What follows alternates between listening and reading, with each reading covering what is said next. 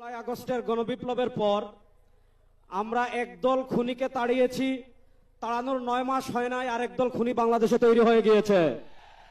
আমরা একদল চাঁদাবাজকে তাড়িয়েছি, বাংলাদেশে আরেক দল চাঁদাবাজ তৈরি হয়ে গিয়েছে। আমরা একদল দুর্নীতিবাজকে তাড়িয়েছি, বাংলাদেশে আরেক দল দুর্নীতিবাজ তৈরি হয়ে গিয়েছে। আমরা একদল টেন্ডারবাজকে তাড়িয়েছি, বাংলাদেশে আরেক দল টেন্ডারবাজ তৈরি হয়ে গিয়েছে। আমরা একদল ভারতের দালাল তৈরি করেছি, তাড়িয়েছি, আরেক দল দালাল তৈরি হয়ে গিয়েছে। শেখ হাসিনা ভারতের দালালি করে ব্রিফকেস নিয়ে পালিয়েছে। নতুন বাংলাদেশে ভারতের যারা দালালি করবে লুঙ্গি নিয়ে পালানোর জায়গা পাবেন না।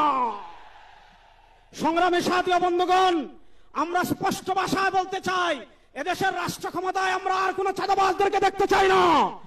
এদেশের রাষ্ট্র ক্ষমতায় আর কোন টেন্ডারবাজকে দেখতে চাই না।